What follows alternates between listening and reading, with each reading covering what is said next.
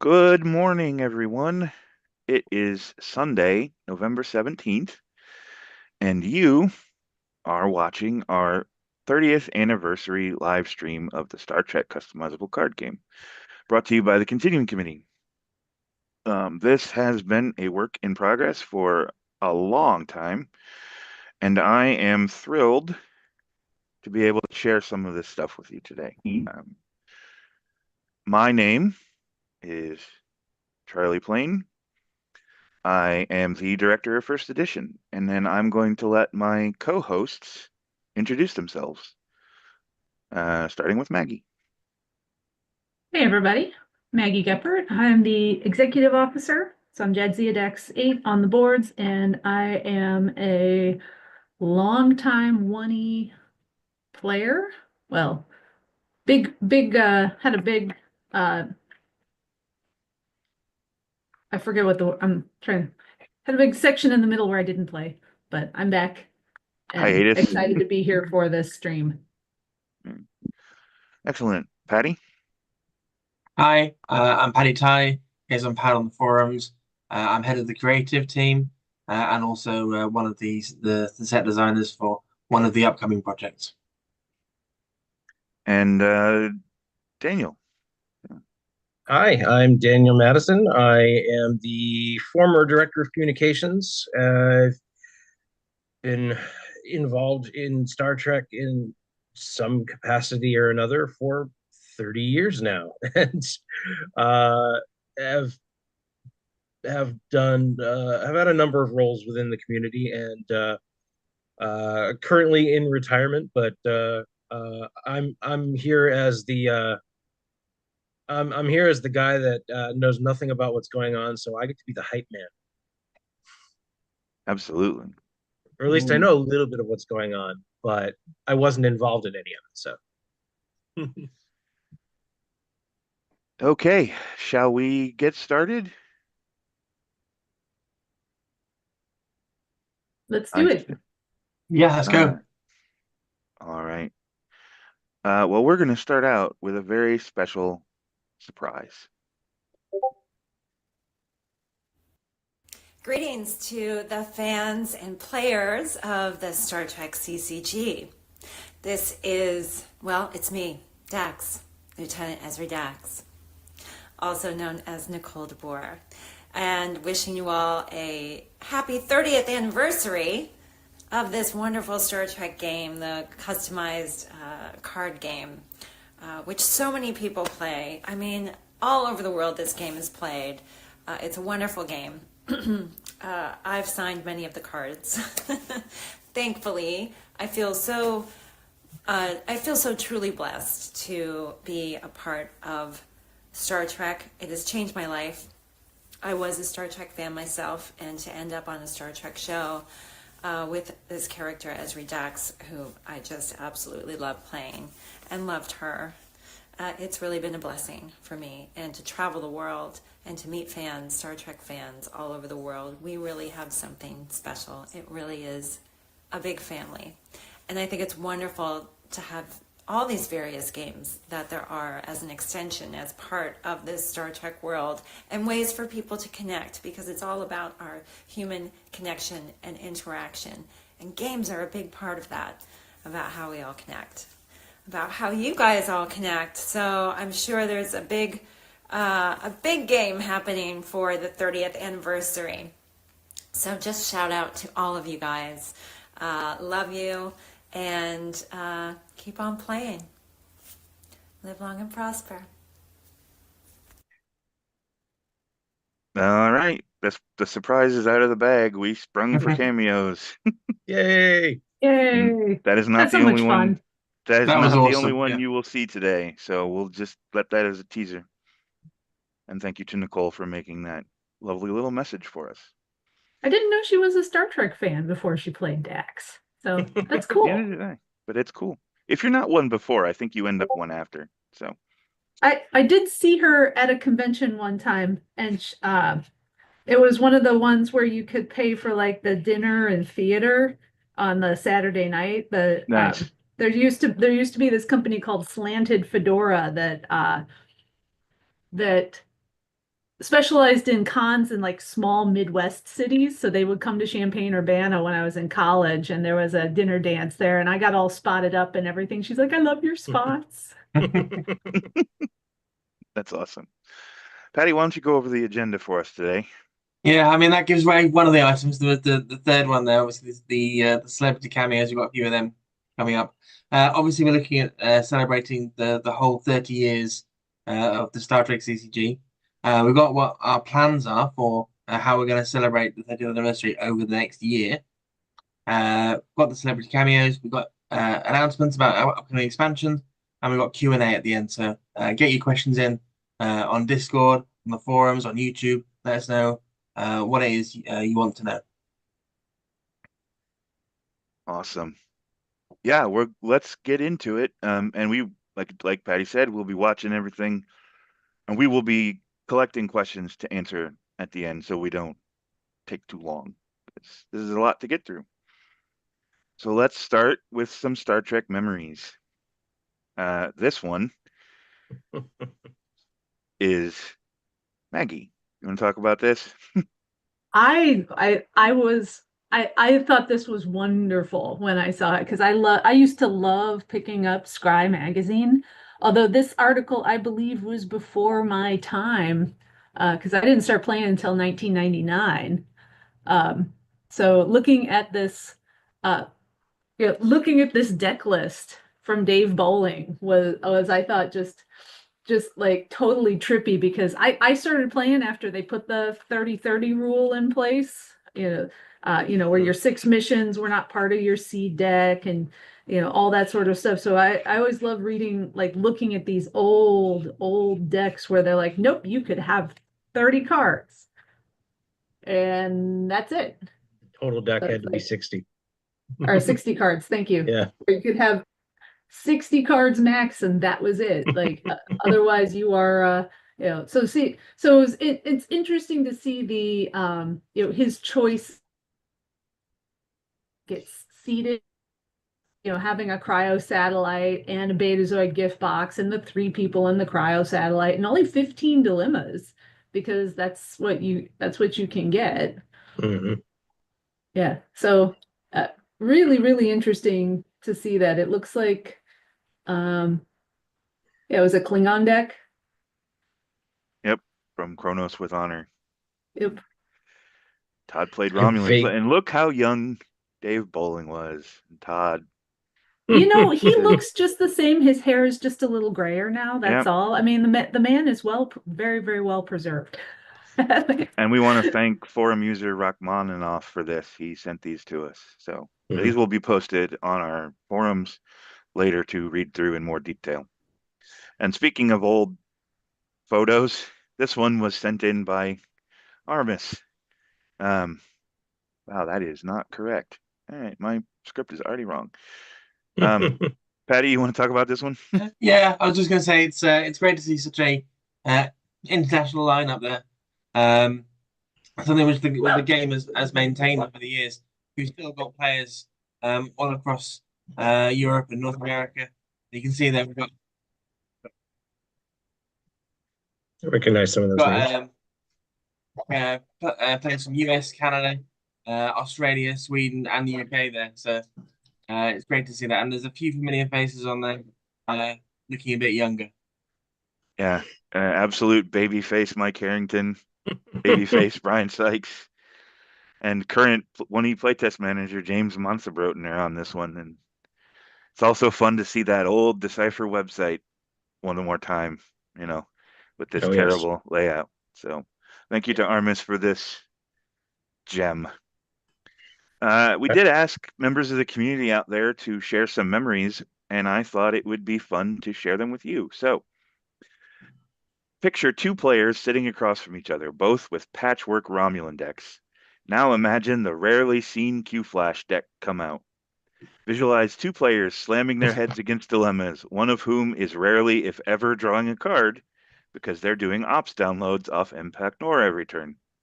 Finally, picture an actual tournament game ending with a score of 3 to -3 because neither player put out intermix ratio and someone paid off 3 points on a Mandarin Bailiff. That 3 to -3 victory of mine is something that I have never forgotten about, and you just can't get shenanigans like that in any other CCG I've seen. And that memory is from Charles S., who emailed me. So thank you very much, Charles. And here's another one.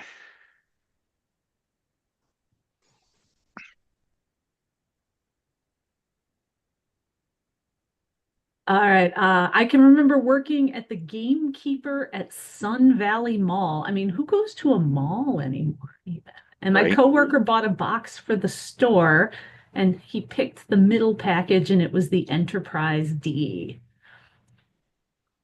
And that is from Lawrence D. on Facebook. Thank you, Charles and Lawrence. Next, Never we have forget your first big rare. Never do. Yep. I won't. I got a starter deck and I think it was the one that had Data and the Borg ship dilemma in it. Like that Nice. was I've seen that pair in a couple of starter decks now, but I think I'm pretty sure that was mine. And I think I also very early on got an Enterprise. I think my first starter had Geordi and the Yamato, and so I was riding high off them for a while. I had Jean-Luc Picard and Law Returns, and a friend of mine who was actually already into the game. He basically offered to trade me his whole set of third collection in exchange for just for the Jean-Luc. I was like, okay, fine. Like that's what got me my starting point. So Nice. He was worth some money first couple of years. Yeah, back in those days. Yeah. I mean, that was a white border as well. Mm-hmm. We have got a special video message from a fan. So, hey everybody, this is Steve Sanders, Leveranded on Discord, and you may also see me talking about Star Trek CCG sometimes on the Board Mat YouTube channel. But I want to take a second to wish a very happy 30th anniversary to the Star Trek CCG, and of course to congratulate the continuing committee on the amazing work that all the people there have done to keep this game going for so long.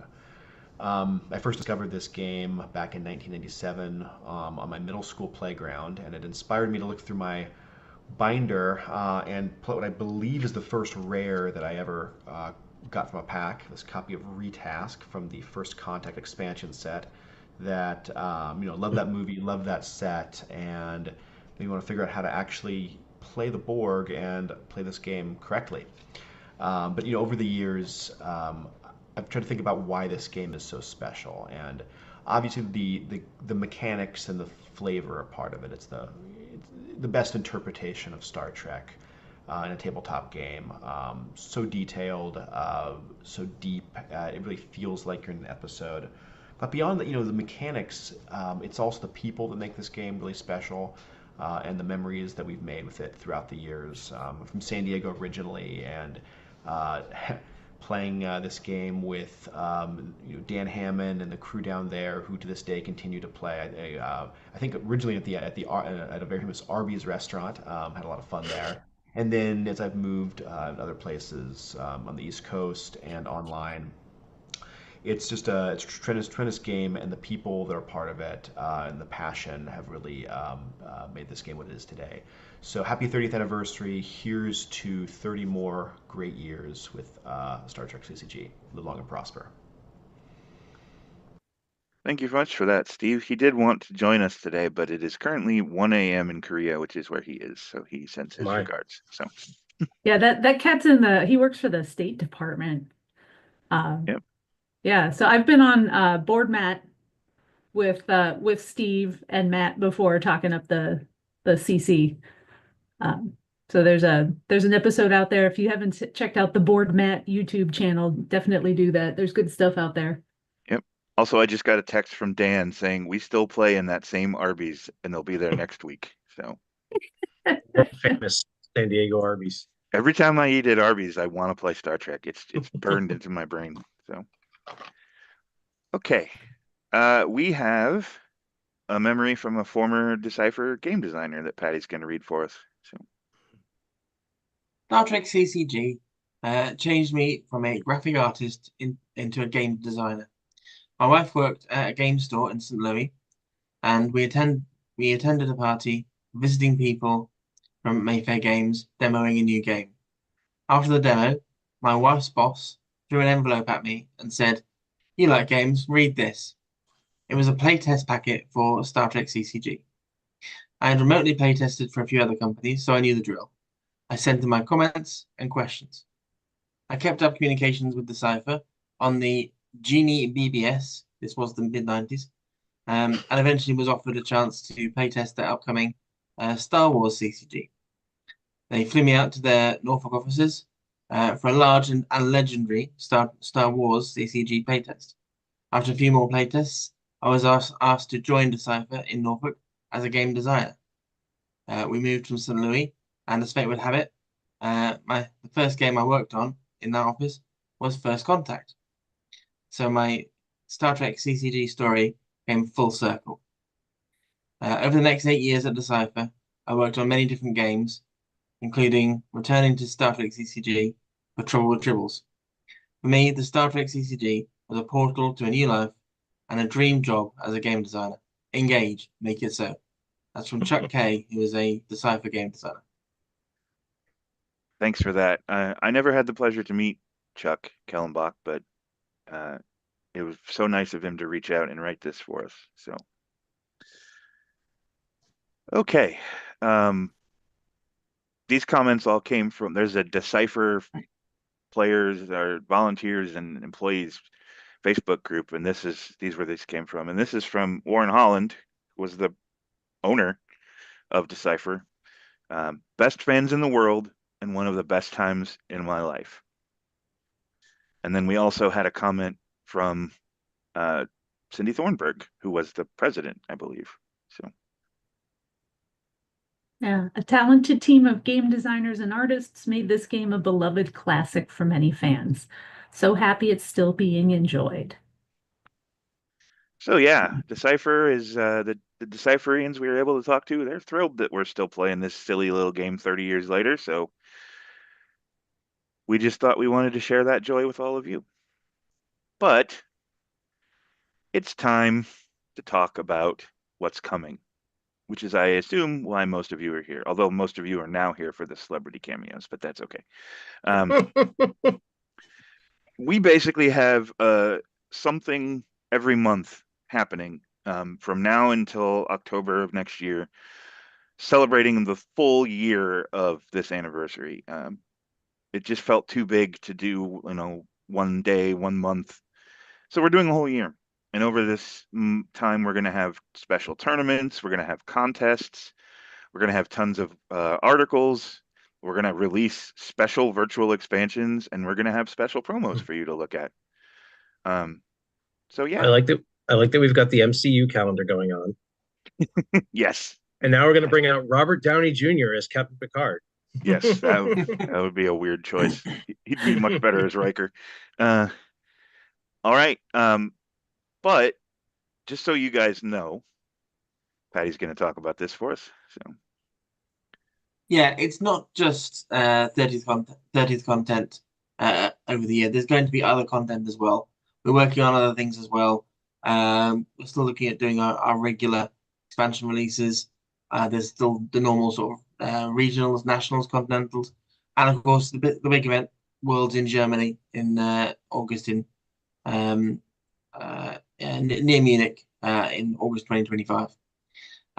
But this particular presentation is just about the 30th anniversary content coming over this year. yes, we didn't want you to think there won't be anything else. There will be more. It's going to be a jam-packed year. All right. Let's get into it. So this is kind of what the slides are going to look like, and Maggie's going to go over this for us. All right, so we've got, so we can see that we've got this calendar ribbon here, all the different colors. And so those are just going to be sort of like blocks and ideas of what's going to be released and sort of when. So, it starts this November, so this month, and goes all the way through October next year. Absolutely. I do want to give you a warning that the further we go down this line, the less and less details we are going to be able to give you. So the stuff that's early, we're going to tell you a lot about. The stuff that's late, we're going to tell you that it's going to be a thing. So don't be upset when the information goes down as we go forward. All right, it's time to get into our first product announcement. And I am thrilled today to tell you that we are releasing Premier Traditional later this month. And Patty is going to tell us a little bit about what this product is. So this is basically all 363 cards that were in the original release. They've been updated to have high resolution images. That means if you're playing virtually, you can use really good high quality images, not some of the images we've been living with for the last 30 years, looking at those horrible images on Lackey, thinking, oh, I would so want a clear image of that game text. All the wording on those particular cards will be the latest version that Decipher agreed. So, for example, cards like Distortion of Space-Time Continuum, where that was reprinted in Voyager. Originally, it said any one ship and its away team may immediately make another move. Instead, it will be using the updated text from Voyager. So it plays on any ship, unstops ship and crew, ship crew and ship's away teams, and restores any of this turn's range already used by that ship. Yeah. Okay. Just to make it clear, there are a few little tweaks we have made to sort of update the card template. Obviously, we've got the expansion image, which you can see there on the screen with the little T underneath the image that we've been using for the last several years on all errata for Premier cards. There's going to be a new rarity, so all the card information in the bottom left-hand corner, you'll see the card number, and you'll see a rarity of either TC, TU, or TR, meaning a common, uncommon, or rare, but there is in the traditional format. And these T rarity cards will only be legal in traditional play. Absolutely. So Maggie, why don't you tell us a little bit more about why we're supporting traditional now? Well, we have, over the years really found that there is a large play group out there, a large group of people who are not really all that interested in like diving into our virtual pool, that they really they want to just be able to play with their physical cards, just the way that they're printed. And there's, there's a non-zero group of people who really just want to end with glossary 1.8, and that's the last tools. They end with the enterprise collection because they just want to use those physical cards. So we do want, we don't want to exclude those people just because they don't want to play with the virtual cards. So we're supporting them. And actually, I had an example of this just a couple of months ago. I had a gentleman who lives nearby reach out to me. He's like, I've got all these cards. Can you, demo the game for me? So he came before our regional and I showed him, how to play the game. And he's like, but as I'm demoing the coming of age starters for him, he's like, but can I play with my cards? And I'm like, yes, you can, but we don't have a lot of support for that on our website. So the fact that we're hiring a traditional manager shows that we really do want to support these players as well as people who are interested in the modern format. Hang on a minute, folks. I'm wondering if we've lost internet. I want to make sure we're still live. I'm being told we're still live, but I can't see the stream and the chat on my end anymore. So I'm going to It need. is still running on YouTube. Okay, Yep, that's I'm good. seeing it just fine. Excellent, excellent, excellent. I will stop panicking then. Yeah, so as Maggie mentioned, we're hiring a traditional manager. We're looking for somebody to keep us accountable whenever we're making decisions and planning, that we're keeping traditional players in mind. Now, of course, we would love to see some traditional players dip their toe into the world of virtual cards, but we don't want to require that. So we want to make sure that there's a path for that, but there's also a path for people to play just with the old cards. And we want to support traditional events. Like I'm going to be reaching out to people to get traditional regionals on the schedule this year. I think it's important. And then the biggest piece of this is to make sure that those players feel welcome at our website. And I have to both thank and ask for patience on behalf of our operations team because there is a lot of coding to change to get all of this stuff implemented. So be patient with us, mind the construction signs for a while, and we'll hopefully turn our website into a home for all players, no matter what type of cards they want to use. Let's see some spoilers, shall we? All right. Does this guy look familiar to anybody? Now, this is the Premier Traditional version, so no CC errata. This is how the card was in 2003 when the game officially ended and Decipher stopped updating. I can rearrange the spaceline again. Yay. You can rearrange the spaceline again. Absolutely. There I are still miss that, plenty but of... I don't miss that. I don't miss the queue bypass part. No, I don't either, but I do kind of miss the rearranging the spaceline bit because that was although the with the way it worked with Shellyak, less fun. Yeah. But, we've changed this card twice in the CC era, and now it's back to where Decipher left it. And speaking of another bad boy, the Borg ship has been reverted.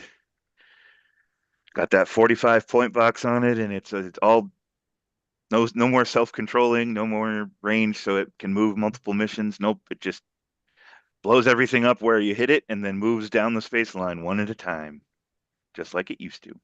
So to clarify, if you are still playing under modern format or virtual format, anything like that, these are still going to be using the current errata. Borg ship will not Correct. appear in front of you and be worth 45 points. But if you are playing a traditional game, then we are reverting the cards to their original intent, or at least their original intent where Decipher left off. Yes. And you will see down here the rarity that Patty was talking about. It's just And in beautiful high res. Yes, in very beautiful high res. I know that there are going to be some people who are unhappy that we put numbers and rarity and icons on this, but that's just, we have to have that for our database. And it's just a reality that if Decipher ever reprinted Premiere in this, they would have done that. They would have gone in and done this. It's Sure. just a modern necessity. They did it eventually. And of big course, thanks to the art if team you though are playing physically, you can just play your physical cards. You can play your original board ship as it is and not have to worry about what did CC change. We didn't. Play it like that. Just officially, if you see a T in your card's rarity, it's not legal in modern. It's only legal in traditional. But you could also, if you want to do sealed, you could do it. So go ahead, Patty. Yeah, big thanks to the art team, obviously, getting all these, the screen grab, getting the updated high-res images. Obviously, Johnny, and in particular, Yorn, has been heavily involved in getting those particular screen grabs, getting the highest resolution possible on there. So yeah, big thanks to those guys. Yeah, I got a message from Yorn the other day saying, it's so awesome to see this stuff I worked on like 3 years ago finally show up. And I'm like, all right. CC has done a couple of remastered sets in the past, but nothing as large as Premiere. 363 cards is a massive undertaking as far as getting all that art and getting it just right.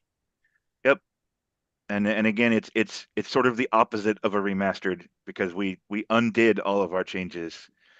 Here's another one that we reverted that in the CC era when we released the Vulcan affiliation, we decided that this original version of Mind Meld was a little too good. So we changed it so that it only copies one person. But the original version, like this one, lets each of your Mind Meld people copy another person's skills. So if you're playing traditional and you have a fed Vulcan deck, you can just be skill monsters like you always could. I like to think of this as sort of the mind meld daisy chain where they're each touching each other's faces and getting the memories from the far end. All in a big circle. Yeah. And this one's a minor one, but in the CC era, we changed the location of this mission because we made another persona of it. And so we've undone that. This is exactly how the card was, but look how pretty it is. It's just so clear and crisp and awesome to see. Mhm. Well, you've seen our stuff for a while, so why don't we have another celebrity guest? So, Hey there, players and fans of Star Trek CCG, the customizable card game. STCCG. It's the 30th anniversary of this original Star Trek game, and there are players around the world who still get together and play. I've seen my cards. I believe I have multiple cards. I'm quite sure I've seen the cards and signed some of them, and you guys still play the game. That makes me feel very happy. I mean, I'm a traditionalist, and even though I don't play the STCCG, I believe in doing other things that I used to do 30 years ago. A lot of the music I listen to is from 30 years ago or more. So congratulations to all of you. You have my best wishes. And I've been asked in your honor to share a favorite Star Trek memory. So why don't I share with you my favorite shooting day on Voyager? Would you like to hear about that? The episode was called Tinker, Tenor, Doctor, Spy. It's a popular one. It's the one that begins with the Doctor singing La Donna Immobile on the holodeck. And Tuvok suddenly undergoes the Ponfar, and without missing a beat, the Doctor solves the medical emergency and finishes the aria to the thunderous applause of his crewmates. But of course, it all turns out to be just a dream, because the Doctor has altered his program once again without permission, so that he has the capacity to daydream, because he envies that human capacity. And of course, he can't stop fantasizing. And on my very favorite shooting day in all 7 years, it was in the briefing room, and the Doctor is fantasizing that all three of his beautiful female crewmates in the meeting, B'Elanna Torres, Seven of Nine, and Captain Janeway, are all flirting shamelessly with him. They're all in love with him, or lusting after him even. B'Elanna Torres is rubbing her naked foot provocatively against his ankle under the briefing room table as the meeting is in progress, as Seven of Nine openly propositions him via pad across the table. But they're both outmaneuvered by Captain Janeway, who complains of an old Starfleet back injury as she rises languorously from her command chair and proceeds to sort of slink her way. Remember, this is the Doctor's fantasy. She sort of slinks behind the Doctor, takes his holographic hand for examination purposes only, and then proceeds to place it on the lowest lower back pain in medical history. Well, as you can imagine, players and fans of the Star Trek CCG game on the 30th anniversary of the game, it felt great to finally have my hand on the seat of power. Cheers to all of you. Enjoy the anniversary. Keep playing. And thanks for asking me to make this special, slightly embarrassing message to you. okay. Oh So my God. I have to tell you a quick story. This was the first one we got back. Like, I submitted these, and Robert Picardo delivered in less than a day. So, Wow. and I was excited. So I showed this to my roommates, Chris and Andrea Lobin, and the only thing we could talk about was how soon can we get a card named Seat of Power created with just the Doctor copping a feel on Janeway, and so that'll be coming later in the year. That's awesome. Yeah, It's Wow. great that he's about to hit his own 30th anniversary of being in Star Trek itself. Because obviously, in I think January next year, that'll be the anniversary of when Caretaker originally came out. So, and he's still producing Trek because he's been in Prodigy this year, and hopefully next year or the year after he'll start appearing in Starfleet Academy. So that's fantastic. yeah, they're up there in Toronto filming that now. So It's so nice to see some of these cast members coming back to Star Trek I here agree. and there in some of the newer series. It's always nice to see. Yeah, I have been enjoying Prodigy. It's a it's a kids show, but it's unfortunate, but it is unfortunate they canceled it after 2 seasons because I thought that was a nice, pretty good entry point. They don't, it's got the Star Trek vibe, but they don't I don't think like, it's technically cancelled yet. It's not huh? canceled. It got picked up for season 2. Season 2 is on Netflix now. But Yeah. they Right. have not officially greenlit more. So, Right. Yeah. all right, let's move on. We've got a But lot yeah, to it was get a great through. show. It was. This isn't strictly 30th anniversary, but we announced this today. This is a oft delayed set of promos. This is going to be Series T, and it's going to be available in the Promenade on December 1st. December 2nd. That's actually wrong. It's on Monday, December 2nd. But Maggie has thanklessly been assembling these, and we're going to get them to you. You can see all 9 images with watermarks on the website, but I thought we'd show you 3 of our alternate image cards here without the watermark so you can behold them in their glory. Patty, do you want to talk about the alternate story and your image choices here when you made these? Yeah, so obviously with preparation, there's been almost every series had some sort of card which involved people sat around a briefing room table of some sort, and the obvious exceptions were the original series and Enterprise, and so I went with the briefing table from Enterprise there to to try and capture that spirit, having lots of different classifications. They got security officer Reed, science officer T'Pol, etc. With the power, Star Trek Five, a massively underused property, so that was a great opportunity to get an extra interrupt with the Star Trek Five product logo. And Miles O'Brien there, this time you can actually see his face because he's not shielded by the transporter. This is actually from Data's Day, which is obviously a very, very important day for him because it was his wedding day. So this is a great image to use. Yep, and these are all going to be available for requisition through our promenade on December 2nd. So I do like seeing those when we make promos where the card title and game text can fit another episode or even another series. yeah, well, Yeah, ever and since I'm gonna say the power looks amazing Interesting reinterpretations of them. yeah, in foil. The power looks great in we like to foil. really play with our verbs because we can't change property logos on personnel and ships. Mm-hmm. So you can get a different image, but you can't really redo the story. Yeah, so Parallel Romance is another one, and that's also using an Enterprise story. So yeah. All right. Yeah.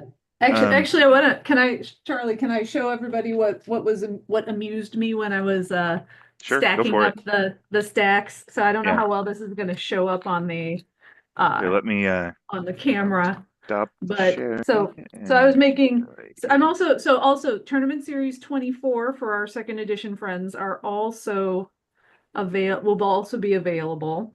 But I was laughing, I have the stacks lined up for them, and these are the top of the stack for each of the tournament series. So we've got the Reflections Dilemma here for Tui, and then Parallel Romance here. So I was laughing at the Mirror Universe images that went on both of them. Yep. So that's Awesome. all. Thank you. I was my sense of humor is probably quite atrophied, but Oh, that's okay. All right, let me get the slideshow back up here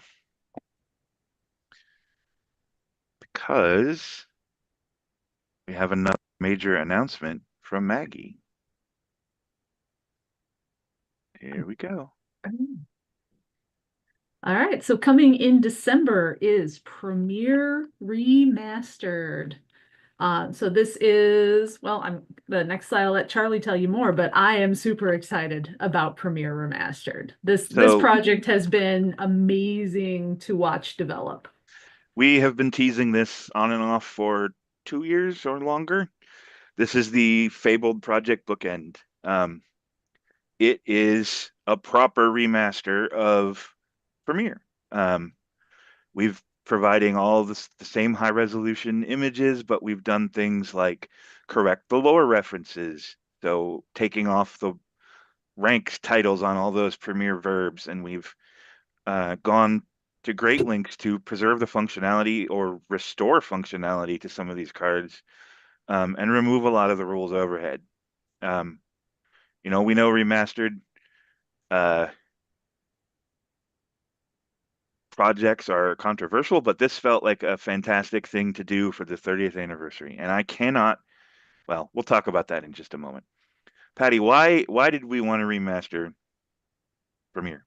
So Obviously, some of the wording back in the sort of the pack era, Premiere, Alternate Universe, and Q, all of the wording there was very very woolly. Sometimes things just weren't properly defined enough.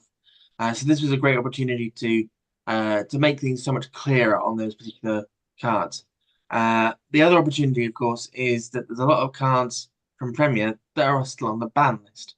So this gave us opportunity to fix and re-release those cards in the way they're meant to have been played originally, or enhanced in some way, but they're there and they're usable and hopefully less broken now. One exception is Raise the Stakes. We're not taking Raise the Stakes off the ban list. We are remastering it, overhauling it slightly. So the reference to 60 card deck is gone.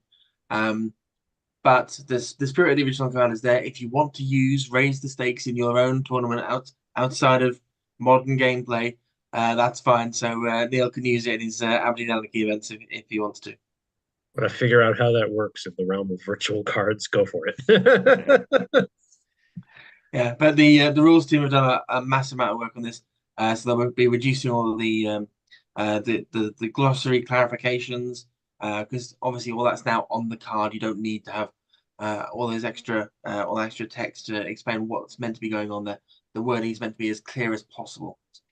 and if there is big thanks to the rules team for the very long hours they've been putting in on this. Yeah, speaking of long hours, Maggie, you've watched us put this together. Do you want to comment on that? All right, so just full disclosure for everyone, because of my role as executive officer, I see almost every forum on the boards. I think I don't see some of the design forums, but I basically see everything else. I love watching the first edition rules team at work, because they are mad scientists, the lot of them. Like, just they can see, they look at like every angle and what does this word mean and what does this word mean, and like looking at the discussions, intense discussions for every single card in Premiere has just been fascinating. Like, the work that they've put in is unreal. And it was no small lift for our creative team either, who had to go through and rework a lot of lore.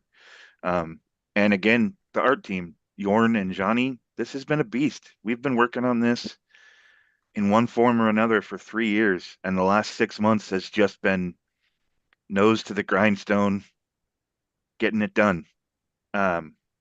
So I just can't. In terms of those lore references we were changing, I think working out what the hell was going on with ExoComp, that was a massive struggle. So yeah, glad we're finally getting that one fixed. We'll show you that one in spoiler season, but I did want to talk briefly, because we know that there are a lot of players frustrated with the volume of errata, and a remastered set is potentially a lot of errata.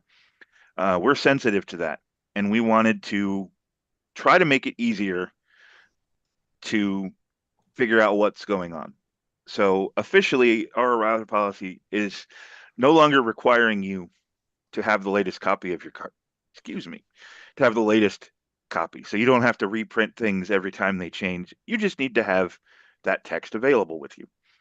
You can pull it up on your phone. We're working on some technology in the deck builder to give you like a reference sheet for any cards that you've included in your deck. That's taking some time to program out, so thanks again to our ops team.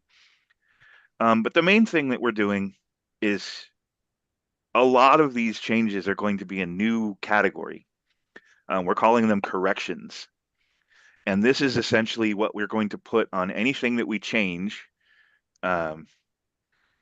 that isn't functionally different or is extremely minorly functionally different. So, for example, almost all the personnel, if you're printing them, you're probably going to want to reprint them because now they're in high resolution. But if you're using your old physical cards, keep using them. If you have an AI foil of one of these cards that we've changed, keep using it. But the idea is by marking certain changes as corrections, you can just ignore them because the impact of that is so minimal, it doesn't matter.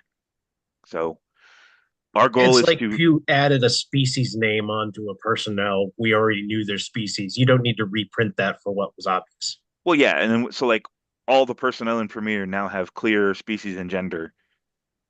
All of that was still true before. It was just in the rule book instead of on the card. So we're trying to make it as easy as possible to understand what's been changed that's important and what's been changed that's for most players not important. So this will be coming. It's not ready right now, but it will be coming, and then it's going to be, the clarifications will just get listed at the end of the game changes article every month. It won't be spelled out. It'll just be basically a bullet pointed list, or these are the cards that got clarified, or corrected. So I We will don't make have sure to print out 41 pages of new Premier cards, do I? you do not have to. You certainly can, uh, but you are not I'm thinking in of the any way. environment there. Yes. Some people will. All right. So let's talk about some stuff that we're changing. And then don't worry, we'll have some spoilers to show off. We're adding 2 new icons, starting with Premiere Remastered. And the first one is the Emergency Transporter Armband icon, ETA. And what this does is it marks a dilemma that you're able to use the card Emergency Transporter Armband to escape. Previously, Emergency Firestorm is the only one in the game right now. And it said in its text, you can use Emergency Transporter Armband. And we checked old sources, and Decipher fully intended to make more cards that were able to do this, but probably because of the errata and the way that they had to do it, they decided not to. Well, we decided to make that a bit easier. So now Emergency Transporter Armband says you can use it to escape a battle or this icon dilemma. And then any dilemma that has this icon on it, you can escape with it. It's not a loaded icon. It doesn't mean anything inherently. It's just a target, a reference. And we will be making new cards with this icon on it. So you will see those come down the road eventually. The other icon is very similar. It's called the Interface Generator icon, or IPG. This this icon will appear on dilemmas that can be nullified by the Interface Generator. Interface Generator basically now says nullifies a icon dilemma. And this allows us to create more dilemmas that are extra powerful, but have this way to get out of them. Both of these icons do that, actually. So yeah, we're excited to roll these technologies out, and you'll see them Can in I ask Premiere you, Remastered. is Brian Sykes going to get a tattoo of that icon? He might. I don't know. This Brian Sykes pushed very hard for us to do this, and I will tell I you think he should. I will tell you in the articles when we start writing articles how many arguments this project caused over the last 3 years. We had a year-long argument about one card, so I just want you to understand that we care a lot about this. And I do like this doing it though. right. You'll be able to, you can release more dilemmas that have these icons. You don't have to keep expanding on their text, and it might make these 2 cards more playable. That is the hope as we move forward. Yeah. Okay, Patty, why don't you tell us a little bit about the new tricks that we used in remastering this set? Yeah, so we use basically modern design techniques. So there's a lot of cards in there where you'll see countdown icons, things like downloading, which wasn't really around in the days of Premiere. There is one particular card in there which does have the dual affiliation split, and obviously there's a queue event coming up. Now I'm sure you can guess what that might be. But there's all these new icons to expand how we do things in there, and some of the upcoming cards might spoil a bit of that. So. Yeah, and we just to be clear, we didn't go in and retrofit in incidents and objectives and any of that. There's one card that changed type and it became a queue event instead of a regular event. And we did not renumber it. It's retains its original position. So, all right, are you guys ready for some spoilers? Let's do this. Speaking of downloading, let's take a look at this classic, card number 1. Betazoid gift box. I will read it to you. Immediately So download to clean. hand up to 3 cards from your draw deck, ignoring opponent's cards that prevent downloading. Discard artifact. That's so clean. I mean, that's what it does. Yeah, it's what it does. It just clarifies it, and it provides immunity to computer crash and any other shenanigans like that. But it's real simple. But it still does exactly the same thing that it did before. It's just in glorious high resolution, and it's a little clearer on what it does. Let's take a look at another one. A smaller change this time. This is Cytherians. Yeah, this is one of those cards that we would probably mark as a correction, even though the text is different. It is functionally identical in 99% of the cases. So we would say this is a clarification, or sorry, a correction. And you wouldn't have to reprint it. You could still use your virtual foil. You could still use your OG cards or OG foils. This just, in purposes where you're able to print it off, it's more clear on what it does, is all it is. Yeah. A lot of the glossary entries were, I think the phrase we've used occasionally was say the card, but slower. Just kind of restating what the card does. If a card now has a glossary entry, it's going to be because it has a weird corner case that will show up in less than 1% of the games. That's what the glossary should be for. Here's this weird interaction that we're clarifying, not just retelling you what the cards do. So Well, if I'm using Blade of Con to move someone to the far end of the spacer, that's not the same target. The target is now one away from the far end of the space land. Yeah. Yeah, so I like I know that on the dilemmas that where it says here score points, so it's not, I think all of the point box dilemmas now say score points, so it's clear what that means and when they get rid of it. One thing you forgot to mention with the Betazoid gift box is it doesn't have a clock on it anymore. Right. I Oh couldn't yeah. remember if that was on there, but we decided that all these premier cards that had clocks on them, Oh, search for 30 seconds or whatever. yeah, we got rid of all that because in casual games, you just give your friend a hard time if they're taking forever. But in tournament games, there's already a structure to address people that are taking too long to do something.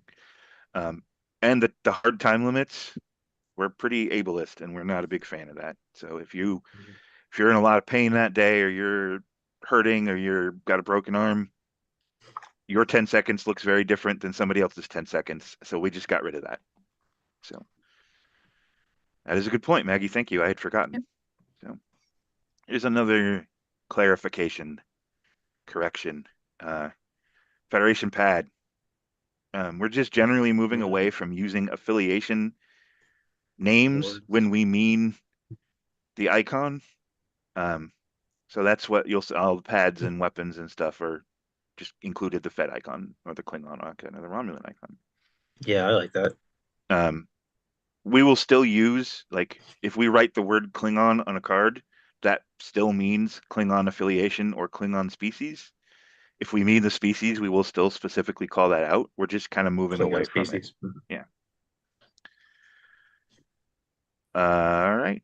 And remember, for these cards, you can use any version that you want. You don't have to use the most recent one, especially for changes like this one where the function is minor. Kivas Fajo Collector, for me, the biggest thing is we got rid of the dash. Decipher standardized on colons later. The colon rule. The colon rule is now just the colon rule. Well, almost. Isn't it no longer the colon or hyphen rule? Yes. Yes. This And is the a game Kiva Spajo card. and the game text is extremely simple and straightforward. So, but again, use any version of this you want. All right. Here's another one with some big changes. Earlier in the year we released the shield icon, and now we're rolling it out for more card types. So this is Kevin Uxbridge. Nullifies an event except a shield or treaty. Place this interrupt out of play. And he So no, himself has the shield icon, so you can't counter Kevin. didn't he have a Yes, point you can guess over what the Amanda Rogers says. Amanda Rogers says basically the same thing. What was that? What was that, Dan? I said he no longer has a point box That's correct. I wonder why. because it's not needed to put him out of play. Yes. Um, just to clarify, as someone that has not been paying attention for the last few months, can you refresh on what the shield icon is? So the shield icon is an unloaded icon. It's simply a marker. The cards that use it are the nullifying cards. So, for example, Kevin says nullifies an event except something that has the shield icon or a treaty. Now, he always couldn't nullify a treaty. That's not new. But if we want to make an event that Kevin can't blow up, rather than print in parentheses immune to Kevin Uxbridge, we just put the shield icon on it. And it will be across card types. So Amanda will not be able to prevent an interrupt with a shield icon on it. I think right now we're using it on doorways, and revolving door can't close a door. And the recently released Prefect Ducot in Alternate Universe Twilight, that mentioned that he adds the shield icon to an event called A Better Alternative. So now you can see what that's doing exactly. Yeah, Gotcha. the shield icon lets us do a lot more interacting with events. So, you can have a personnel in play that says this event gains shield, like Ducat, and then you can still then kill that event. You just have to kill Ducat first. It's not a persistent effect. I'll give you a minor spoiler. We have a facility in an upcoming expansion um, that basically makes your treaties immune to nullification. And if you want that to go away, you have to blow up the station. So we could do a lot more fun interacting with verbs with the shield icon. And it also gets rid of the weirdness where I see an event and then I have to see what does immune to Kevin Uxbridge mean. It's referencing another card on itself that doesn't matter. So this keeps all of the information you need on the cards that Yeah, have. okay. So you don't have to keep writing immune to Kevin Uxbridge. Kevin Uxbridge just says, I can't touch that. Yep. Right on. It also opens up. There's a lot of space, doesn't it? It also opens up making narrower event destruction cards that don't protect shield events. We could easily make a much more narrow version of this that can blow up any event, regardless of the shield icon or not. So there's lots of design space opened up by switching to this. So let's take a look at one of those big changes that Patty was mentioning. We are putting 2 affiliations on this young lady. So she is the only card in Premier Remastered to get this treatment, but it is such a perfect fit for her story. Unlike her parents, her parents were not, they grew up and had single affiliation lives. Mom was a Klingon, dad was a Romulan. Bael was born here in this colony, never knew any other life, so it just made sense for her to get dual affiliation. So. That's fair. Does that mean there'll be an alternate border printing of this card? Correct. So, there will technically be 364 card faces. I had to ask the obvious. Yeah. Notice that also the reference to Worf has changed from being Lieutenant Worf to Worf. Yep. Which is gameplay relevant. It is. Very much used to be. So. And last but not least, I want to show you a card that we didn't change very much. This beautiful lady. See, I don't know that we changed anything on this. Yes, we did. We changed one letter.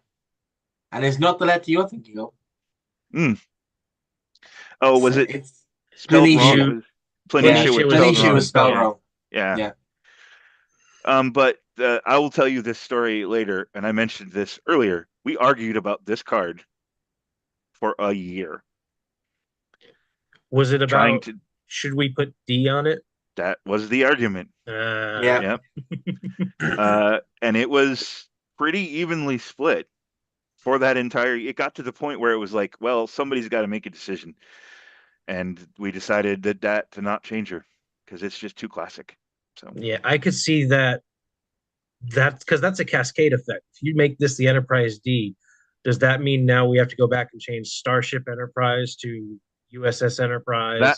that was a pretty strong argument in the don't change it camp. Was You that have to change continuing mission. There's a lot of things have to change. Yeah. Not continuing mission. Find a screw in the fleet. A lot of Yeah. lore changes. whole lot of changes if we made that, so we didn't. Yeah. But we did Also, argue there was about it.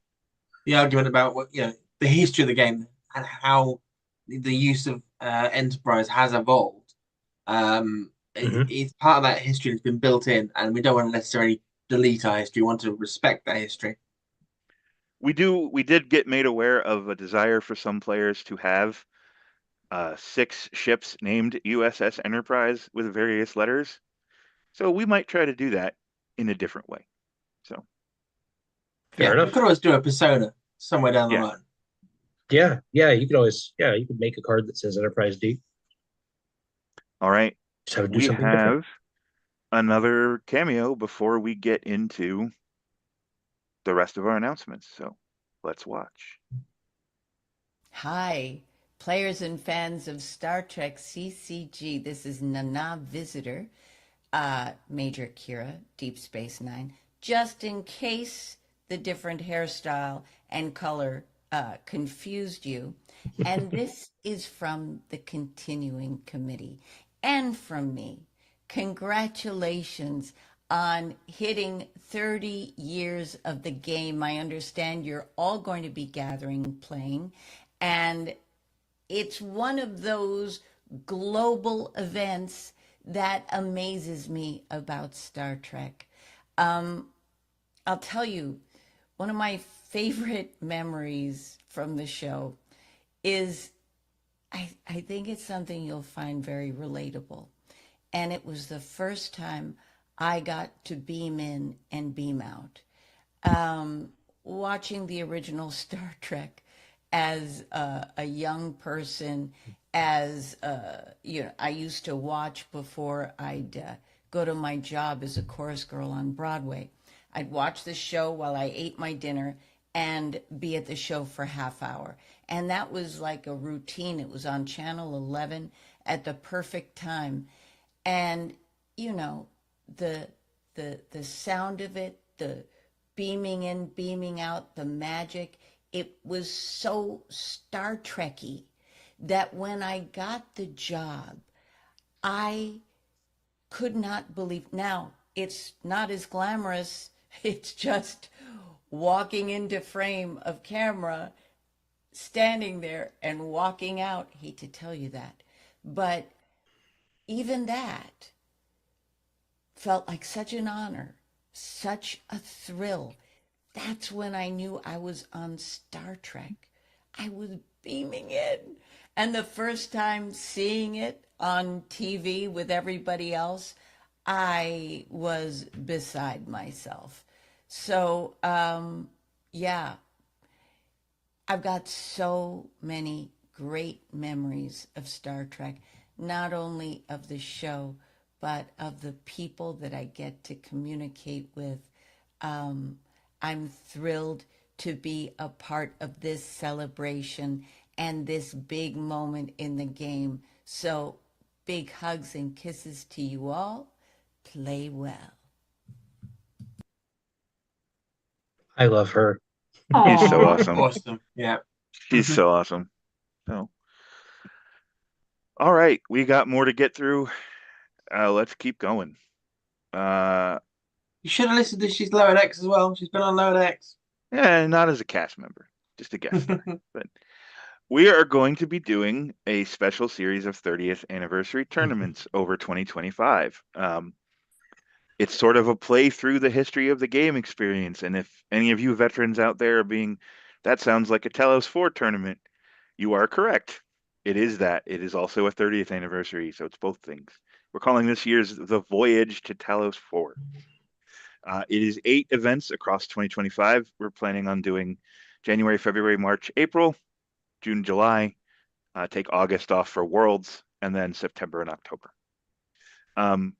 And this year, we're really trying to create an experience that can be played by everybody, whether you're a traditional player, a sealed player, a constructed player. You can run local versions of these in a lot of different formats because we're sort of structuring it differently. And I will let Patty talk a little bit about that. Yeah, so each month offers a different theme. So, for example, January is just focusing on the recently released Premiere Remastered. So this is a Premiere only event. So there's going to be an online one, which will be a Premiere only on open constructed event. And then obviously in the further months you've got OTSD based events, TNG only based events, Golden Age, DS9 only, Voyager only, Warp Speed only, and then ending in October with Decipher Traditional. But the choices of what event that fits in that works best for you is entirely up to you. So if you happen to have sealed DS9 product, then go use it. Fantastic. It might not be as easy for everyone to do that. So maybe a DS9 only event where you could do a DS9 constructed event would work better. But whatever you want to do, go do that. Use this to um, celebrate the whole history of the game. Yeah, exactly. And we'll be doing online events just like we always have. That various members of the Department of 1E will be running these. And we'll run one format online. But if you're a local traditional player, you can do DS9 only traditional. There's nothing wrong with that. All of these should have multiple options, except maybe OTSD traditional. That one might be, there's not a lot of variation there. But yeah, play what you and your groups play and enjoy it. We will also have special prizes, but more on that later. We did tell you that we're going to be doing contests. So Maggie, why don't you tell us about the first one? Oh, well, I will be helping to judge this particular contest. So this is a 30th anniversary t-shirt design contest. So if you want to show off your graphic design chops, go ahead and design us a t-shirt. So the one that's here is our this is a picture of our ambassador t-shirt, I believe, that we did a few years ago where it was like we made it like a concert t-shirt with Concert all the tour, yeah. different quadrants, with all the different regions, and I think I have mine in my drawer over there. But yeah, it's so we're going to be judging any entrants to this contest, and we'll be announcing. Oh, Charlie. Oh, the full details announced in February, not the winners. For a second, I was Yes. like, wait, my brain was going back in time, and we're feeling a nonlinear existence at the moment. So yeah, that's what the contest is. So if you feel like trying out your graphic design chops, please stay tuned or tune in February for the details on entries and rules and all that good stuff. And the idea is that the winning design will be printed and made available in the summer of 2025. Yep. It's time for us to have another t-shirt. 30th anniversary seemed like a good excuse. I still wear I this could always all use the another time. shirt. So my 10th anniversary one, the gray one that we did at first, I think is died, but this one I still wear all the time. So I happen to actually be wearing my 10th anniversary a Nice. CC volunteer shirt today. I'm wearing a Kaiserfest t-shirt, so shout out to Johannes. Shout out. All right. Let's talk about some promos, and we're doing a special permanent promo series. Promo Series U. This is a special series. Typically, when we make these tournament series, they're only available in the Promenade for 6 months or so, and then they go away. This one we're going to keep up until further notice. At some point, we may retire it and make a new one, but we'll do that with plenty of warning. We're just going to keep reprinting these as we need them, but there's something really cool about this set of 9. You have core promos. Core promos, nice. Yeah. All of these cards are identical in remastered and traditional. So these are cards we did not touch. And So so not alternate images like most of our promos normally are. Yes, this is straight old school Decipher tournament foil where we just take the card and we're printing it in foil. But these 9 cards are exactly the same in Premier Traditional and Premier Remastered, so they're legal the same in traditional and modern. Nice. We are hopeful that our traditional players out there will be willing to give this a shot and have some shinies for their events. Technically, it's a stickered card, but it's a stickered card exactly for your format. So we'll hope you give it a shot. And like we said, this one will be available in perpetuity. But all of our promos across 2025 are going to be 30th anniversary themed, including Series V in March. Patty, take it away. Yeah, so these are some of the cards which have got some of the bigger changes coming in Premier Remastered. So Time Travel Pod, that's never been a promo before, even in Reflections. Crystalline Entity, again, that's got some big changes going on there. Anti-Time Anomaly, that's got some fairly large changes. Distortion Space-Time Continuum, obviously that's been banned for ages. There's a new version of that coming, unbanned, and this is a nice new promo of it. Repair Mission, that very popular mission. We've slightly changed that one. I think the location is being slightly altered, but that gives us the opportunity to give us a brand new image using that fabulous Argus array. Eric Pressman, as you can tell, the name is changing because I think the Pegasus card, when that came out, that mentioned Eric with a K rather than Eric with a C. So yes, there's a correction that was not picked up in the original beta version of Premier. Kern, he's had a fairly short lore for a long time, so we have actually expanded on that.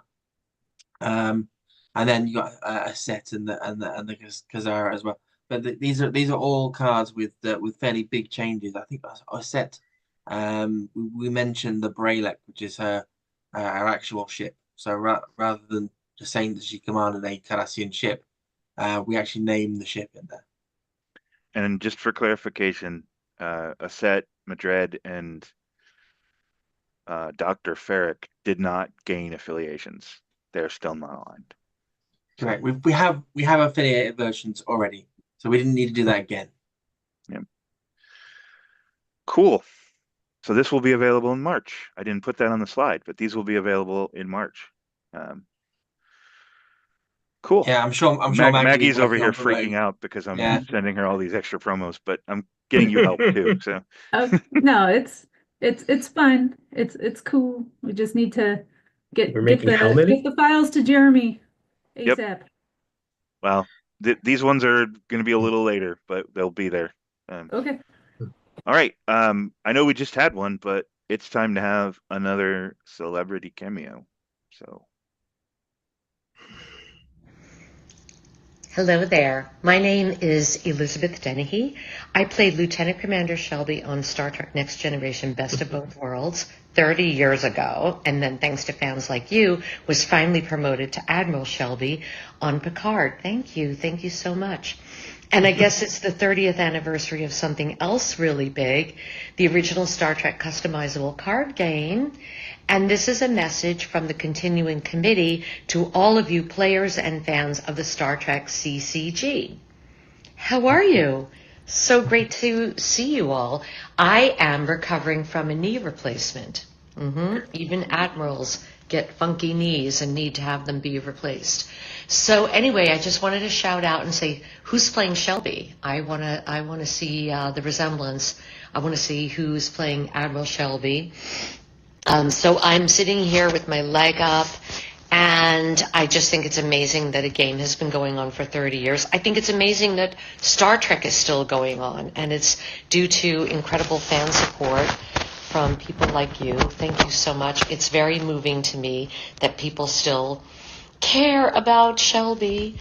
And if I can remember any memories from the show, when I did Next Gen, I was 28. It blows my mind. My son, I was 27-year-old. And then I came back on Picard, and now I'm 64, and I just can't believe it's been going on for so long. So dimly memories. I remember Patrick Stewart kept trying to fix me up with Brent Spiner. He kept coming up to us and saying, I think that Brent and Elizabeth should go on holiday together. And of course, Brent wouldn't speak to me the whole time I was there because he was so mortified, so embarrassed. I run into him from time to time, and I have no idea if he remembers that, but I remember that being very funny. And another memory I had was that I was so shocked with all this high-tech, this set going on in the Borg, with all the tubes and cords up their nose, and they couldn't pee, they couldn't get out of their costumes, that the high-tech set, that when a hit happened, we actually go like this. Is this a 2 or a 7? 7, you actually fall on the ground. And I was like, you're kidding me. This is like cops and robbers, like making believe, playing pretend. And that was it. They didn't shake the camera. They didn't do anything special. We all had to act like we had been crashed into. And I thought that was hilarious. I'm very happy that they updated the costumes. I hated my onesie. I hated the Next Gen zip-up onesies. So uncomfortable. You couldn't eat a grape without it showing. So I was very happy to have a flattering 2-piece suit on Picard, custom-made, tailored. It was so comfortable and so much more flattering. Anyway, have a great time, well wishes, and best of luck in your gaming, especially to the Shelbys out there in the game. I hope that that the Force is with you. Am I mixing stars? Is that Star Wars? Anyway, the galaxy is with you, and that you prevail and you see success and you kick some Borg butt. Bye. I think Shelby may be trolling us a little. A little bit. I think Shelby's a bit of a troll. So, where'd my mouse go? All right, let's get into another announcement for you. This will be a new expansion called Dramatis Personae coming this spring. And I'm gonna let Patty talk all about this. So Yeah, this is what I've been leading on. So it was named Project Rainbow, and it's basically covering all the different affiliations, because obviously we're talking about celebrating the whole game here, and Premier is very heavily focused on Federation, playing on Romulan, non-aligned, and we wanted to expand that to include all aspects of the game. So we make sure we include cards for Borg players, because obviously the Borg, if you're a specific Borg player, you want to make sure that you get included there. So every affiliation gets a new card in there, at least one new card. Even the Zindi. Now, obviously we've got no really neutral there, but the new affiliation icon that we just saw in the most recent expansion, there is a personnel coming who will be Zindi affiliated. They're all the cards in there are based on personnel. There are a couple of incidents as well, which are basically where the game text that was originally on those personnel sort of spilled out. It made more sense for it to be a separate card. So we've sort of we built a couple of instances in there as well, just to offload that game text. Makes it flow a lot better. There's several new sort of deck types you can try as a result, and it's got a pretty heavy star-studded lineup. So you'll see many familiar faces, but in unfamiliar colors. And this is going to release in the spring of 2025, so around March, April time. Yep. Hey Maggie, do you know what that expansion icon is? It's part of the Sultana clock, isn't That's it? correct. Yeah, it's a part of it, but it's very artistic and distinctive. So I'm excited to use that one. I think we have a spoiler here. You want to talk about this, Patty? Yeah, so given we've had Robert Picardo on earlier, this is the Doctor in Kazon Brown. So this is the version of him from the episode Basics, where he was still on board the ship. Obviously, he didn't have the ability to move around and leave the ship when the Kazon took over. So he told Seska that he didn't care who was running the ship. We've put a little "he's a doctor, not a counterinsurgent" line on there. Obviously, we know he did really care, but he's now there available to use in your Kazon decks. So yeah, he's still called the Doctor. He's got both affiliations, still a hologram, Delta Squadron icon. EMH aboard the Kazon Nistrom controlled Voyager. Told Seska he didn't care who was running the ship. A Doctor, not a counterinsurgent. Exobiology, biology, computer skill, treachery, because essentially he was lying to Seska about what his true affiliation was. Medical, double medical, because he's got the classification, obviously, and music. Integrity 5, cunning 8, strength 5. I love that he names the proper ship. You know, it's Voyager, not USS It's Kazon Voyager. So The it's Kazon Kazon Voyager. Voyager. Yeah. So. Mm-hmm. And really, this is just a recognizable face for a affiliation that's all dudes in random makeup. So we've done this with the Hirogen, we've done this with the Vidians. Now the Kazon get a shot. Yeah. All right, now we're getting into the final part of the presentation where I don't have nearly as much to say. So our second contest that we'll be running over the year is aimed at our kids, at the next generation. We're going to do an art contest. So we're inviting all the kiddos out there to draw their favorite hero ship. And the hero ships are basically the title ship from a series or movie. So the NX-01, Original Enterprise, Enterprise A, Enterprise D, Enterprise E, the Defiant, or Voyager. Any one or all of those your kids can draw. We'll have details to come out in the spring on the sizing and the format and how you submit everything. But we're going to go through them all and pick our favorites and turn them into AI promos. So if your kiddos out there love Star Trek or really want to, get their art on a card, now they can. So This is Would the it be part where I tell you that my youngest just turned 18 last month I'm sorry. and make everybody feel old. Yeah. Yeah, I don't know, Charlie. Are we limited to these ships? Because my kids love Lower Decks. Yeah, I know. I'm a bad mom. I let my 9-year-old watch Lower Decks. At this point, we're just limited to these ships. Oh, okay. If I could. something changes between now and May, Now, Okay. that's not to say they couldn't draw Voyager from Lower Decks if they took inspiration from that episode, or they couldn't draw Enterprise from Strange New Worlds if that's something they watch, but it needs to be these ships. So, Okay. I mean, what about their favorite hero station? Could Deep Space Nine be considered? we're just gonna limit it to ships at this point. Okay. DS9 gets complicated because you need We two. can't add the Cerritos because we're not going to be making a card of the Cerritos. I would love to, trust me. I see. The turned into future AI promo. Got it now. Yes. Yeah. It might actually become Missed a that card. part on the slide. And then I at least for a prize, we don't know if we'll have more or not yet, but anybody whose art we turn into a card, we're going to send you a stack like they do in Magic. They send you a bunch of cards that have your art on it. We're going to send you a stack of foils so you can keep them or give them to your friends or brag. So Nice. Someone in YouTube chat said, draw the hero ship in a lower deck style. Yeah, absolutely. You can do that.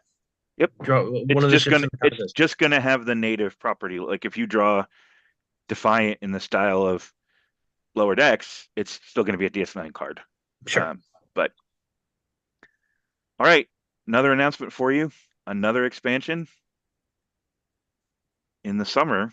We'll be bringing you Showdown, Klingon Civil War. Yay. Sorry, Patty, I stole your slide. That's right. I was texting the wife. Sorry. That's fine. All right, We this are is expanding project. on the thing that I almost did. Yes, we are doing This is Project Pearl. We are taking what we learned from doing Showdown 4 Lights, the TNG Cardassian versus TNG Federation, and applying it to doing another structure. This time it's going to be Gowron versus Duras.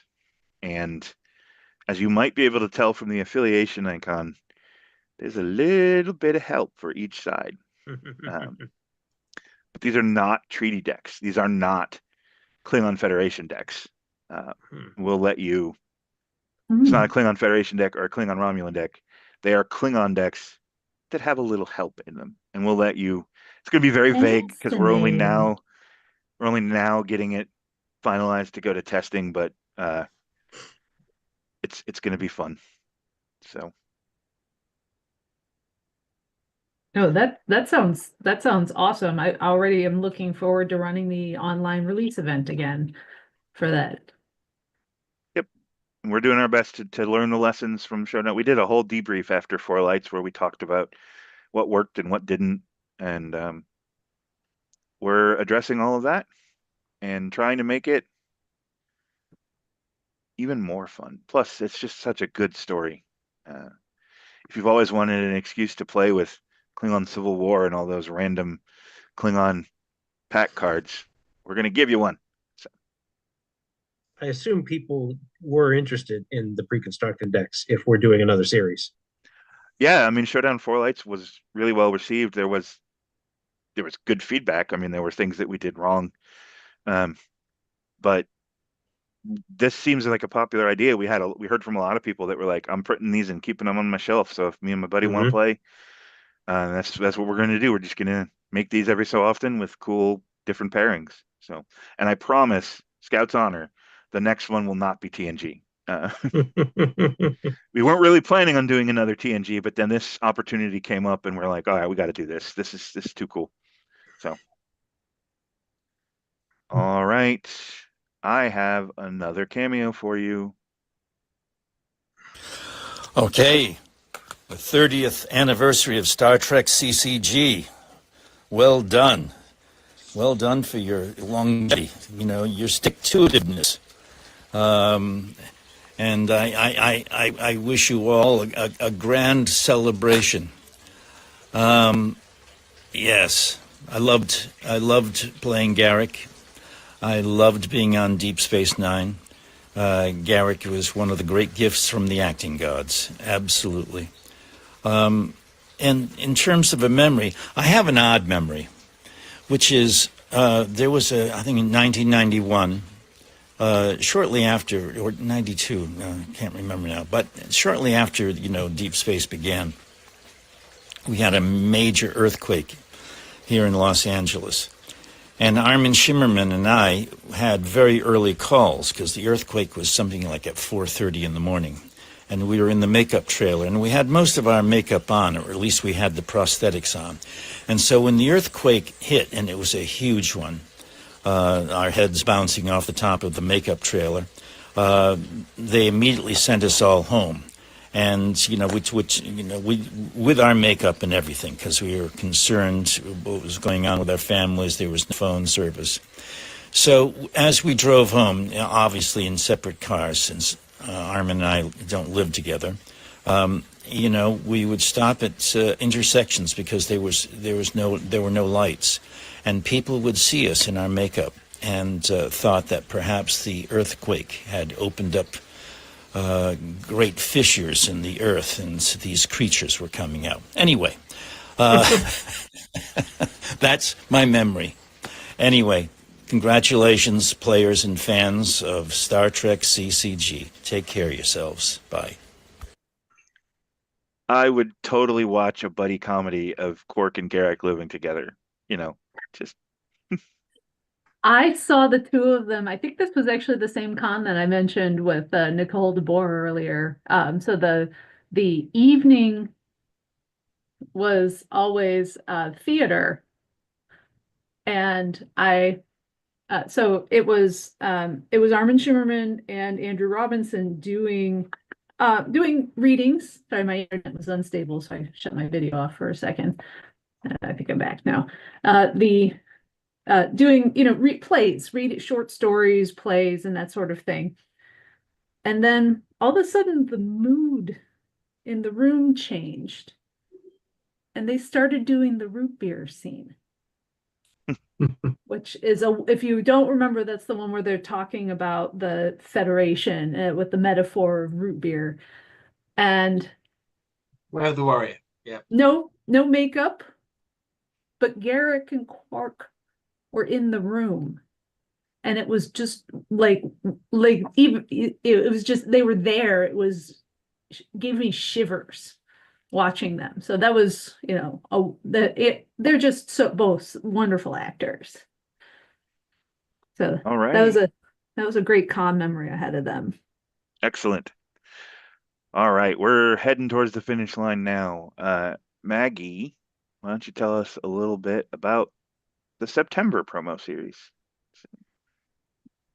So with this one, again, these are promos that have received very, very large errata to them. As you can see, so we've got things that had come off of the ban list. So Rogue Borg Mercenaries, which by the way, I am super excited about the change to Rogue Borg Mercenaries. Yeah, I'm keeping that one close to my vest. So yeah, I wasn't gonna say anything about it beyond that, but I think that the errata for that is gonna be really cool.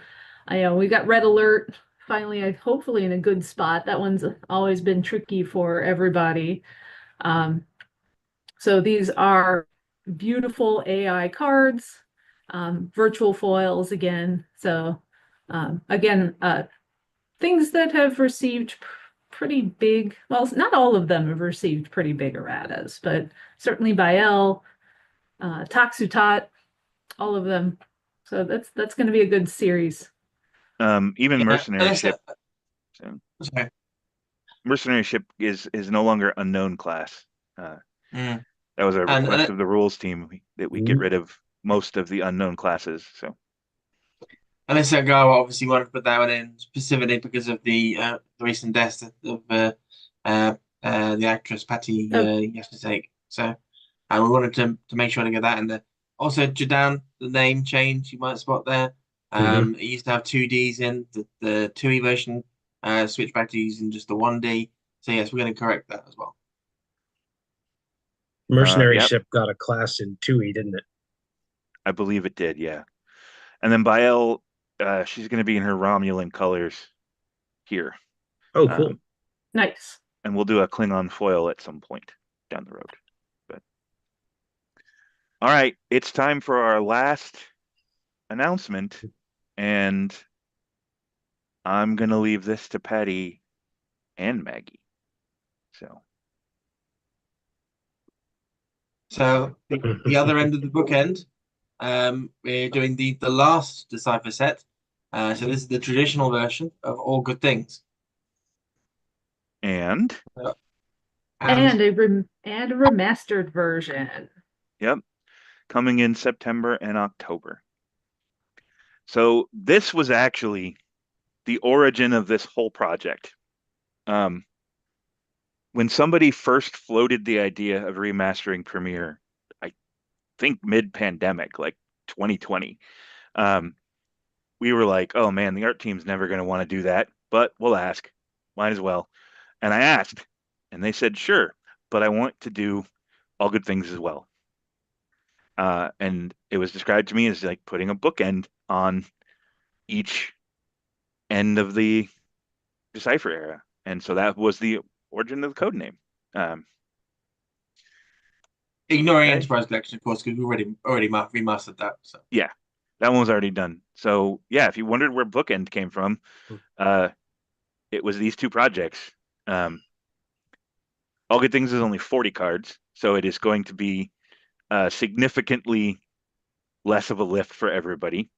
And it was also created after Decipher had learned all of the lessons of Premiere, and the history of the game. So there's not as many changes to make. And the reason we're doing a traditional version is we have eroded some of those cards. Kobayashi Maru, Suran, 3 or 4 of them have been changed, so we're reverting all of those and making them in high, because you can't get All Good Things anymore. You can get White Border Premiere, but yeah. And again, addressing the concerns that we have heard, this is going to be our last remastered expansion for the foreseeable future. So those of you who are going to be asking, when are we going to do AU? When are we going to do Q Continuum? Well, we're not. We may revisit that decision down the road, but these have been a massive amount of work, and there's a decent size of the audience that doesn't enjoy them. So, we committed to these two because we've already started working on them. But yeah, if you don't like remasters, they're about to be done. So that's our presentation for you. Let's go over everything. And we'll just have everybody cover a month as they show up. I'll start. So November of this month, we're going to release Premiere Traditional. It's probably going to come out right at the end of the month. And that is all 363 Premiere cards in high resolution glory restored to Decipher's 1.6 glossary version. Daniel, talk about December for us. December 2024, we will have Promo Series T, which was announced today. This is just the next set of first edition tournament promos available in the Promenade in December. We're also getting Premiere Remastered, which is the same 363 Premiere cards in glorious high-res images, but remastered for modern format with updated wording and templates and corrections and unbannings and all that good stuff. Oh yeah, we've been working real hard to get some of these cards unbanned, and boy, has it been tough. But Patty, tell us about January. So yeah, we'll start seeing the start of the Voyage to Talos 4 tournament series. That'll start in January, and that'll carry on throughout the whole year. Absolutely. Maggie, what we got in February coming? We got Promo Series U, and our 30th anniversary T-shirt contest will be announced. And remember, Promo Series U is our special set of cards that are identical in modern and traditional. So hopefully everyone out there can find a use for those. Is that? Go ahead. Sorry, which one was the Forever series? U is the Forever U. series. Okay, yeah. So you could call it U for Unlimited. U for Unlimited. There you go. I think when we were codenaming it, we called it Raleigh, one of the original designers, but we just decided to make it easier.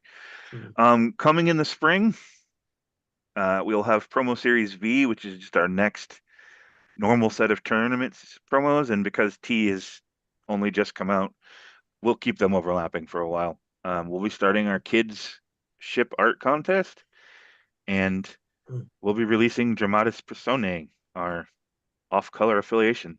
How about summer, Daniel? Summer, of course, brings next year's World Championships. This year, the World Championships are coming to Munich, Germany, August 15th to 17th. First time they've been back to Germany in a long time, I believe. Yeah, 12 years, I think. Yeah, and we'll also be, sorry. Yeah, it is 12 years. It will be 12 years. We'll also be releasing Showdown Klingon Civil War, the second series of pre-constructed decks meant to be played against each other, dual style. Absolutely. And Patty, finish us out here. Yeah, we've got another promo series W, with more of the Premiere remastered cards in there.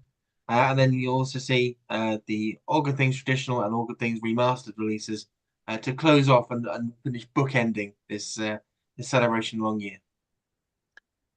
Yeah, that's a lot of content. We've been with you about an hour and 45 minutes. We're going to start wrapping it up. I'm going to ask anyone who has questions to post them now because we are on a stream delay. I want to give you guys some time to get your questions in and to get our hosts a chance to look up the questions so we can answer them. And I figured, what better way to distract all of us than our final cameo? Happy anniversary! It's the 30th anniversary of the original Star Trek customizable card game. Huzzah! Huzzah! Says Dr. Phil, no dirty forceps, Phlox from Star Trek Enterprise. I have been asked by the continuing committee to send my well wishes. I wish you well, I wish you well, I wish you well. All the people around the world still playing the game.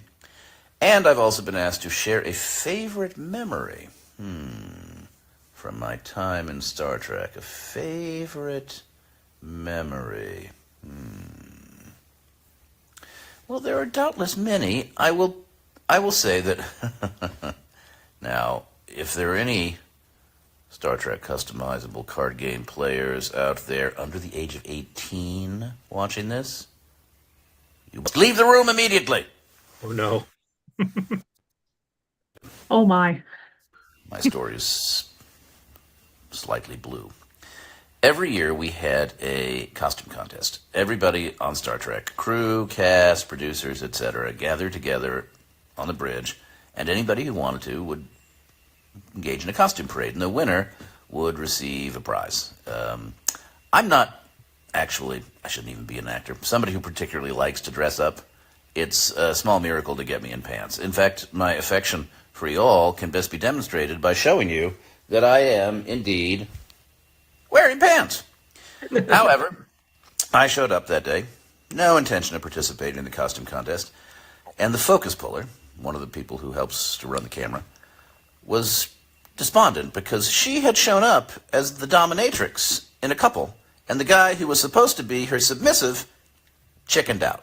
So here she is in a leather costume with a whip in hand, and she's got no submissive. And I said, you know what? This is not my normal gag. I was dressed up as Dr. Phlox.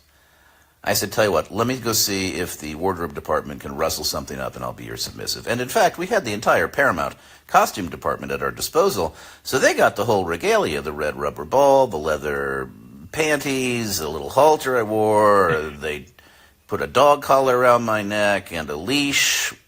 And by God, we paraded. I on a leash, on my hands and knees. I wore knee pads. Being paraded around by the dominatrix, whose name now escapes me, lovely lady, and I hopped in the captain's chair. She proceeded to flagellate me, faux flagellation, not real flagellation, thank God. And long story short, we won first prize. Everybody was very pictures were taken. Fortunately, they've never seen the light of day.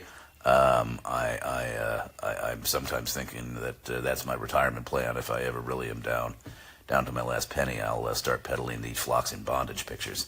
And much to my wife's surprise, I brought home first prize, which was a framed poster of the show.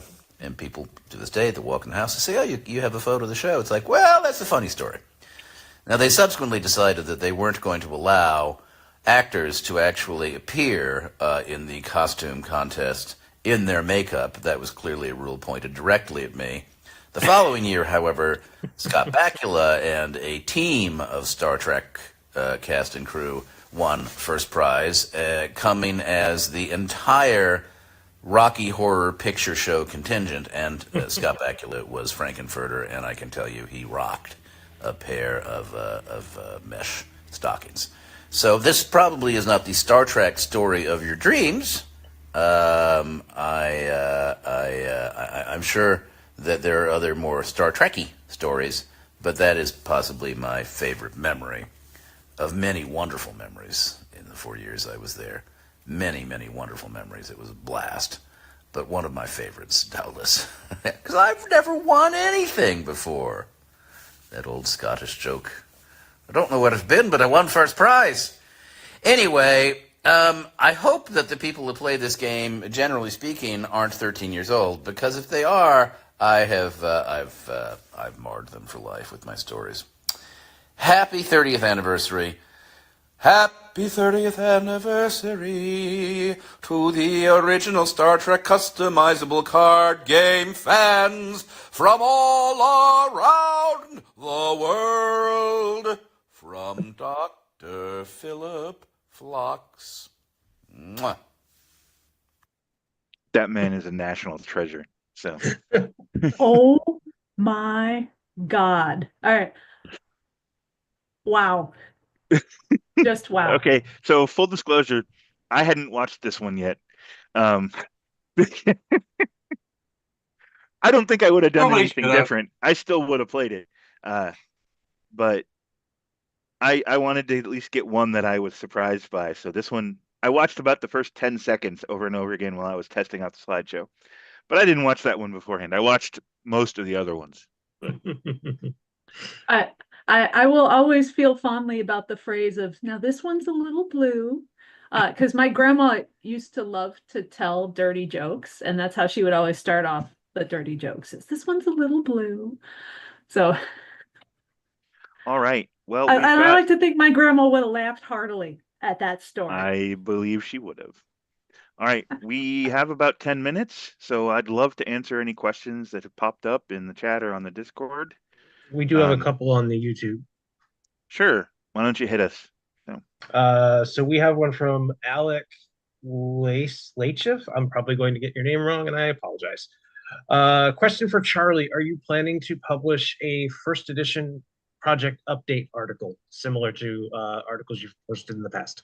Yeah, I've not been great on doing those. To be honest, the last 6 months has been I need to get through this. This has been like I have to survive until today, and even last night up until midnight panicking. Um, Tomorrow there will be an article on the mothership going over all of this content. If you didn't get a chance to watch this or you prefer to digest things through reading, and then I will get in the habit of posting those status updates, especially because we're about to launch a bunch of new design projects, and you all should get to know about them. So you'll have to wait a little bit longer, but I will get myself in the habit of doing those again. They do take a lot of time, but I know they're valuable information. So, any other questions? Well, everybody wants like a set of cards now based off of like the Phlox story and Picardo story. Like, Yeah, I mean, Andrea made. Let me see if I can find it. I should have pulled it earlier. Andrea pulled images for that card, Seat of Power. So if we ever choose to make it, she's already pulled images up. Of course she is. What am I screen sharing now? Am I screen sharing my Facebook? Because I really don't want to be. You're still on the slides. Perfect. Yep. Do we have any other questions while I am doing Yeah, this? there's one more on the YouTube. Hit us. It's from Adam Barger. With no more remastered sets coming, will there be alternate images coming on some of the cards that are very hard to find? For example, Holodeck Adventures dual affiliated cards, that sort of thing. Oh, absolutely. We're not going to stop making promos. And we're not going to stop doing retouches on cards. We're going to scale back, but we're not going to stop doing it. And honestly, the rarity of cards is even with everything printable, there's still lots of cards with bad, like Voyager still has kind of rough images. So Holodeck Adventures is better, but they're still not high res. So it'd be really nice to remake some of those. I don't see us stopping doing this on a small scale. stopping remastered expansions just means we're not going to tackle entire expansions or even big swaths at a time. So yeah, that's always been a factor that's been considered when concepting new sets of promo cards is how badly do we need these cards to be printable, especially before everything was printable. But then it kind of became, how hard are these cards to find? How bad do people want a nice looking image? yeah, So that's always something that's considered when looking at new ideas for promo cards. it was a huge component of it when we first started before we pulled the trigger on everything being printable. Yeah. Boy, I am not having any luck finding this. Oh, we have any more questions? Marcus asked if we had any mention of the 333 VP card. Gee, I wonder what that is. I don't know. I don't know. I don't think we want to say anything more about that. I did want to mention he asked the question. I appreciate the question. Is there a missing card in the file? Is that what the Series T has a gap that gave me a conniption fit yesterday while I was finishing up packaging everything, because I'm like, wait, odd number, even number? a gap in the middle of the series? Yep. There's a gap in the middle of the series. There's 3 or 4 promos, and then there's a gap. 333, VP 333 is skipped, and then it finishes. So I'm telling you right now, that card is a thing. It's intentional. We are not telling you what it is yet, but I'd love to hear your theories. So I can think of one theory, and one theory only. Well, you also worked on it, so you know exactly what it is. So I've seen it in proofreading. I also know what it is. Which is why after I started texting Charlie, oh my God, there's a gap in this like I started typing 333. I just figured out what it is. I'm like, oh, why? I will tell you, it is not exactly what you think it is. So Chris and Andrea are clearly watching the stream. So I'm gonna stop my screen sharing. Somebody in YouTube said gaps in normal sets. Gaps in normal sets. I like that. So Andrea pulled 2 options for me for the card named Seat of Power. Oh God. That is number 1. And my personal favorite, number 2.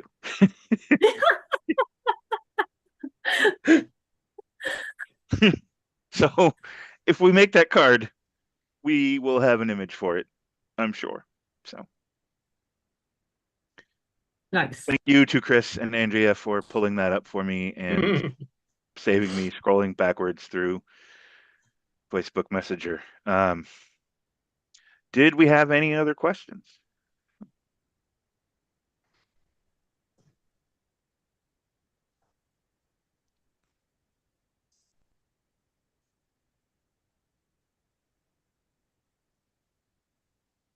Doing a quick check on the forums, but I don't see Yeah, anything I there. haven't seen anything.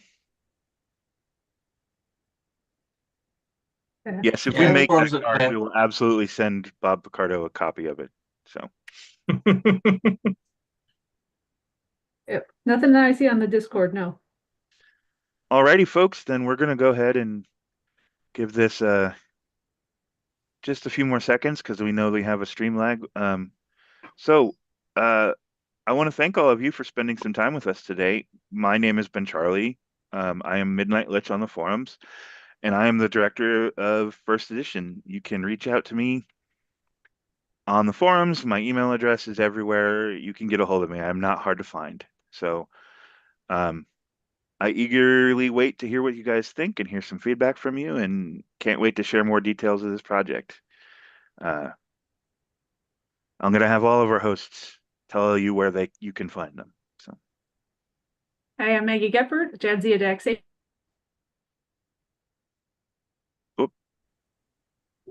All the time. So, and yes, that picture that's me and my mini me in front of Sue the dinosaur at the Field Museum. They actually have a spot on the floor that's like, stand here for selfies in the gallery for Sue. that's awesome. All right.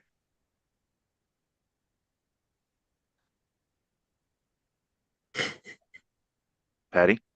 Yeah, that was me in Russia in 2015 when you could still go there. Yeah, so I'm Kay's on panel of the forums. I'm the creative manager and also a puzzle book author. So check out the links below for any puzzle fans in your family. If you want to get them an extra Christmas gift, look at that link. All right, and last but not least. Hi, Daniel Madison. I retired as the director of communications, but I still love the game. I'm still lurking.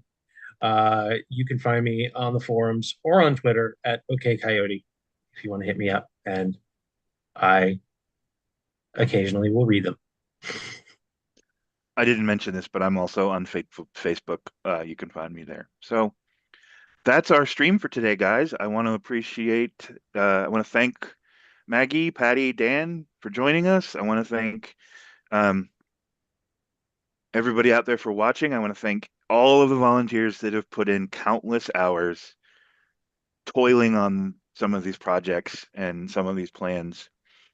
I know not everything that we've announced is going to excite everybody, but hopefully you found something in here to be excited about over the next year as we celebrate Star Trek CCG. With that, I'm going to take us out. So thank you everyone for watching. And again, there will be an article on the Mothership website tomorrow going over all of this content. And we'll keep the live stream up so that you guys can rewatch it if you want to. So thank you, everyone. Live long and prosper. Peace And and long life, yo. see you around.